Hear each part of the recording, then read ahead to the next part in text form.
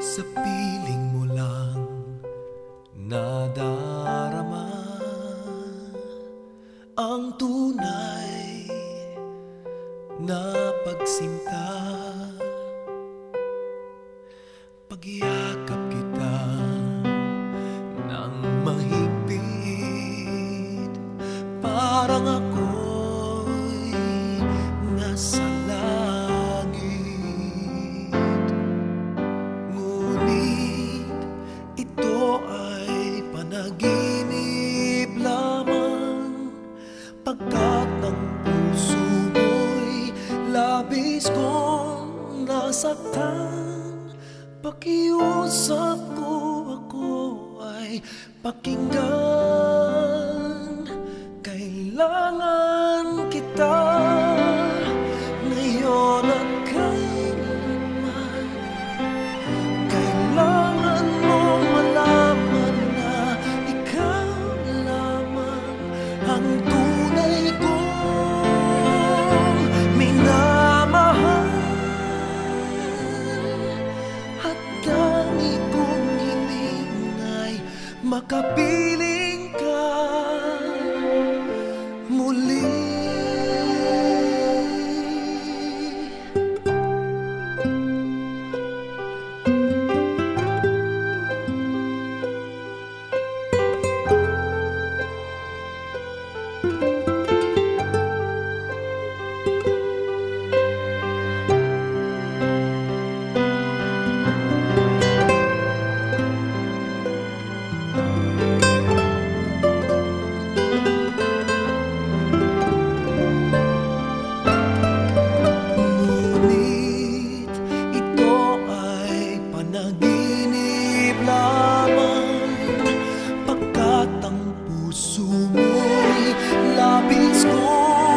Nasaktan, pakiusap ko, ako ay pakinggan.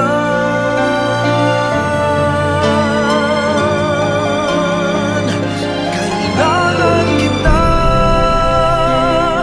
ngayon at kailanman.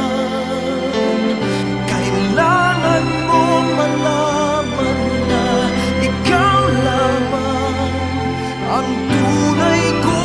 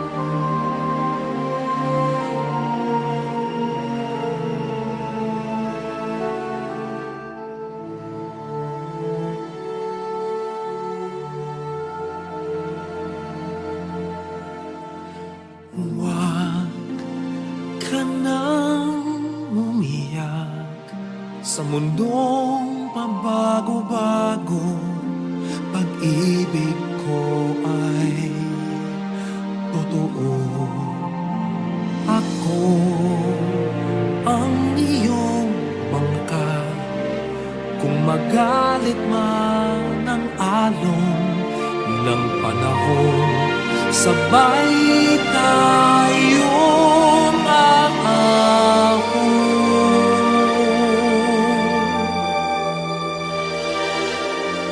Kung wala ka nang maintindihan, kung wala ka nang makapitan, kapit ka sa akin, kapit ka sa akin, hindi kita bibitawan.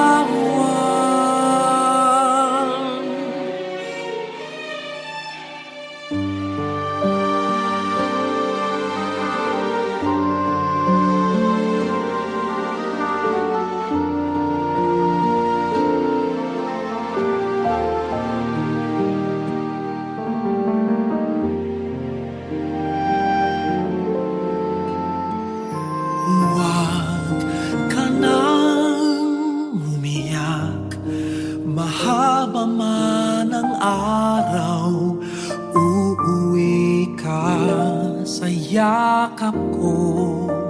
Huwag mo nang damdamin kung wala ako sa iyong tabi. Iiwan ko ang puso ko sa iyo. At kung pakiramdam mo'y wala ka nang kakampi, isipin mo ako, dahil puso't isip ko'y nasa iyong tabi. Kung wala ka nang maintindihan, kung wala ka nang makapitan, kapit ka sa akin, kapit ka sa akin, hindi kita bibitawan.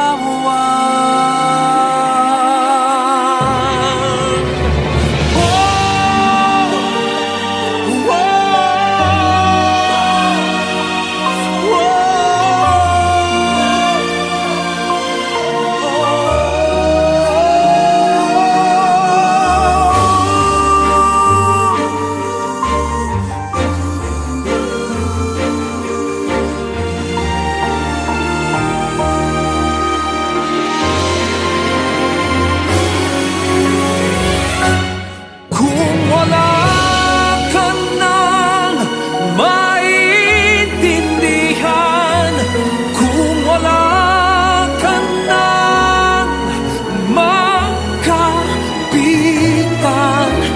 kapit ka sa akin, kumapit ka sa akin, hindi kita bibitawan.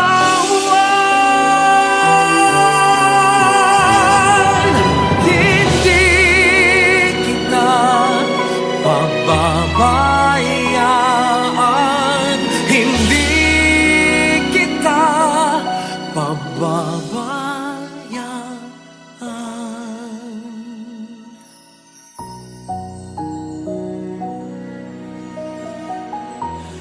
Huwag ka nang umiyak.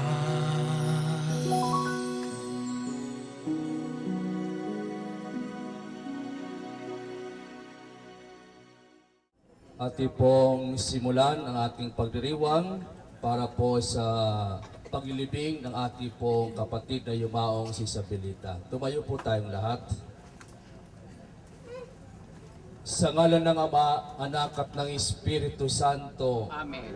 Sumainyo ang Panginoon.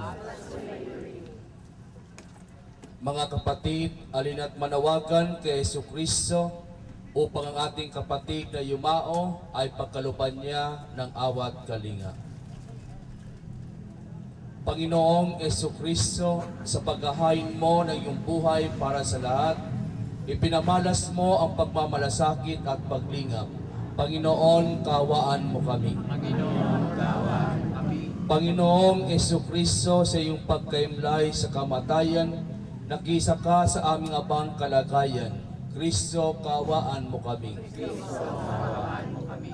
Panginoong Jesucristo, sa iyong muling pagkabuhay, pinatatag mo ang aming pananampalataya sa walang hanggang buhay sa kabila. Panginoon, kaawaan mo kami. Kaawaan nawa ng Panginoong Jesucristo ang ating kapatid na yumao, patawarin ang kanyang mga kasalanan at patnubayan siya sa buhay na walang hanggan. Manalangin tayo. Ama naming makapangyarihan, ikaw ay mawain at mapagpatawad kailanman. Kami lumulog para kay Isabelita na iyong tinawag upang iyong makapiling. Pakundangan sa kanyang pag-asa at pananampalataya, may hatid nawa siya sa kanyang talagang bayan at magkamit na ligayang pangmagpakailanman. Sa pamagitan ng Jesucristo, kasama ng Espiritu Santo, magpa sa walang hanggan. Alam kong di natutulog ang aking tagapagligtas. Ang salita ng Diyos mula sa aklat ni Job. Ang sagot ni Job, sana ang sinasabi ko'y maitalat, maisulat. At ito ay magawang isang buong aklat.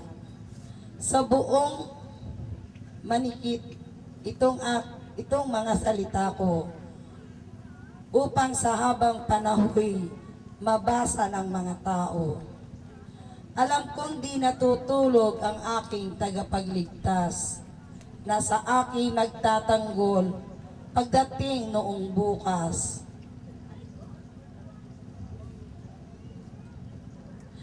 Pagkatapos na maluray itong aking buong balat, ang Diyos ko'y mamamalas kahit laman ay maagnas. Siya'y aking mamasdan at mukhang makikita ng sariling mga mata na di sino mang iba. Ang salita ng Diyos. Salmong tugunan, Panginoong aking mahal, panalangin ko'y pakinggan.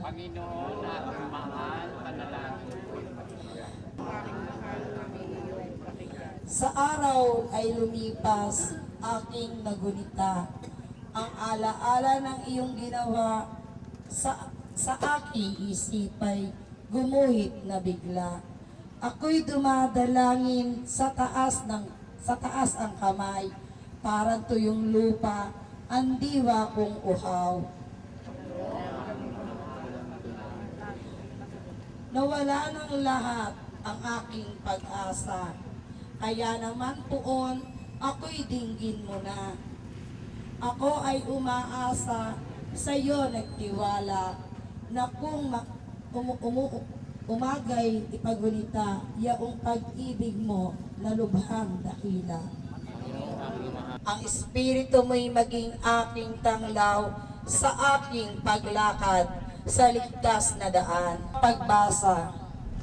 Ang sino ang makakapaghiwalay sa atin sa pagmamahal ni Kristo, anak? Hindi ba niya ipagkakaloob sa atin ang lahat ng bagay? Kasama ng kanyang anak, sino ang maghaharap ng sakdal laban sa hinirang ng Diyos? Gayon ang Diyos na nagpapawalang sala sa kanila. Sino nga ang hahatol na kaparusahan? Si Kristo Jesus, bang nasa kanan ng Diyos, siya nga ang namatay at muling binuhay, at ngayon namamagitan para sa atin. Sino ang makakapaghiwalay sa atin sa pagmamahal ni Kristo? Ang paghihirap ba?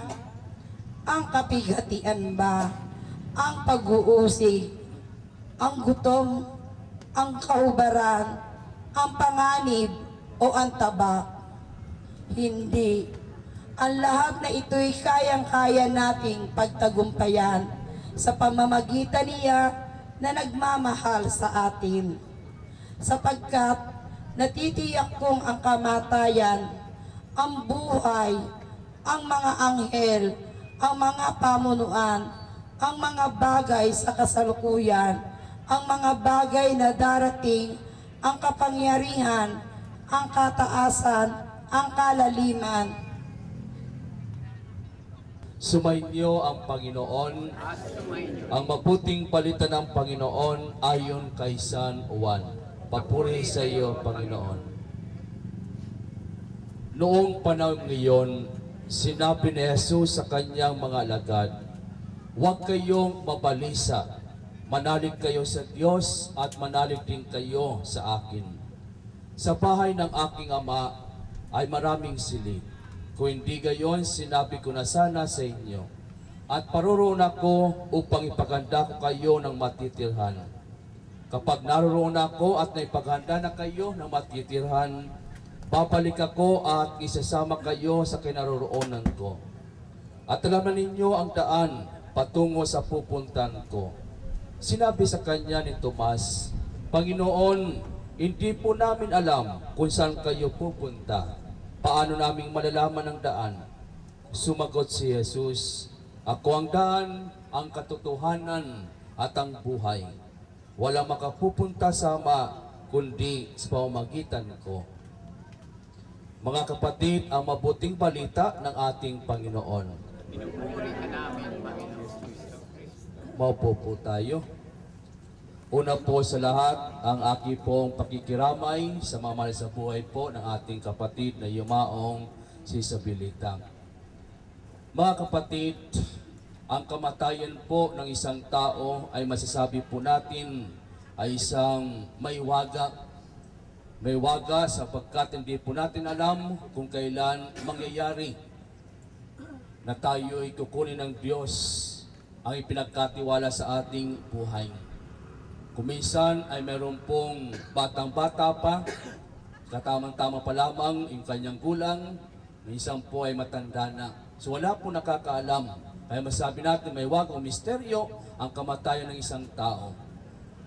Ang buhay po natin sa ibabaw ng mundong ito ay isang yugto lamang. At mayroon pong pangalawang yugto ang naghihintay sa atin, yan po ay ang makapiling ang ating pong Diyos na nagbigay po sa atin, nagtiwala po sa atin ng ating pong buhay. So kaya po ang buhay natin sa daigdig na ito ay isang paghahanda. Paghahanda upang pagdating ng panahon na hindi po natin alam iyon, ay tayo'y handang umarap sa ating Panginoon at matamasa po natin ang buhay na walang hanggan na kapiling ang ating pong Diyos. So ngayon po ang ating kapatid na yumaong si Isabelita ay nauna na sa atin. Siya po ay babalik na sa ating Panginoon. So kaya po napakalaga ang ating pong ginagawa sa hapong ito na bago po natin sa hihatid sa uling antungan ay tayo sama-sama na nagdiriwang nitong banal na misa na ating pong inialay at ipinapalangin na nawa ang mga kaluluwa ng ating kapatid na yumaong si Isabelita ay tanggapin ng Diyos upang kanyang matamasa ang buhay na walang hanggan. Dalangin na nawa ang kanyang makaluluwa ay tanggapin ng Diyos sa kanyang kaharian upang kanyang matamasa ang ipinapangakong buhay na walang hanggan. Pangalawa po mga kapatid, na napakagandang ipabaon po natin sa kanya ay yung ating pong pagpapatawad. Dala po ng kainahan at mga pagkukulang na nagawa po ni Isabelita, ito yung pagkakataon natin po siyang patawarin. Ang ating po mga yumaong kapatid. So nandiyan po na kung saan sila ay humihingi, kakasada ay handa na rin niyang ipagpatawad para po sa atin. At ang pangatlo po na napagandang ipabawan po natin sa Kanya ay yung ating pong pagpapasalamat. Pagpapasalamat sa mga kabutihan, Kanya pong naipamalas na ibahagi nung siya po ay nabubuhay. Nandyan po na kung saan ating pong maging inspirasyon ito o at ito rin po maging gabay upang ating makamtan anuman ang nakamtan ng ating kapatid na yumaong si Isabelita. Ang lahat ng ito, mga kapatid, na ating pong ipapabawon sa Kanya, yung ating pong panalangin, yung ating pagpapapatawad, at yung ating pong pagpapasalamat sa Kanya, ay ito yung pagpapahayag natin ng pagmamahal sa Kanya. So dahil mahal natin siya, patuloy po natin siyang alaanin sa ating pong mga pagdarasal, patawarin po natin siya sa kanyang mga nagawang kasalanan at pasalamatan natin siya sa mga kabutihan ng kanyang pong ipinamalas nung siya po ay nabubuhay pa. At ang panguli po sa mga mahal sa buhay, sabi ng ating Panginoon, huwag kayong mabalisa, manalig kayo sa Diyos at manalig din kayo sa akin. Sa gitna po ng inyong pagdadalamhati at pagkalumbay sa mga panahon ito, sa pagpanaw po ni Isabelita, narito po ang ating Panginoon na kung saan muli tayong binibigyan ng lakas. Tayo lamang po ay patuloy na manalig sa Kanya, patuloy na manampalataya sa Kanya, hindi pong natatamasa sa mga panahon ito. Tayo lamang pong patuloy na manalig sa ating Panginoon, magtiwala sa Kanya at umasa sa Kanya upang nariyan ating pong makamtan yung ating mga mitiin na kahit na po hindi na natin kapiling si Isabelita sa ating pang-araw-araw na paglalakbay ay nariyan pa rin. Patuloy tayong pagkatiwala na ating Panginoon hanggang sa makamtan natin ang ating mga mitiin sa ating pong buhay. So kaya naway ang pahayag nito na ating Panginoon sa ating mabuting balita ang siyang magilakas natin sa inyong pong patuloy na paglalakbay tungo sa inyong mahangarin sa buhay.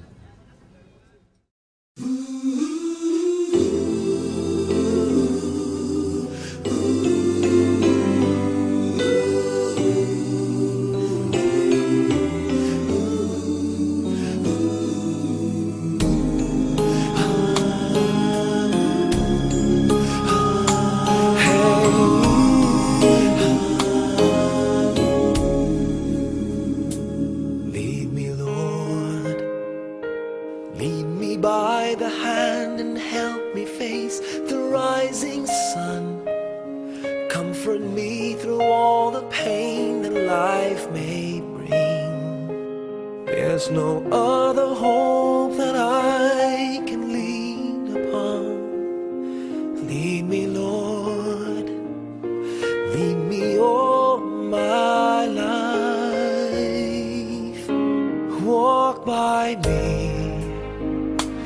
Walk by me across the lonely roads that I may face.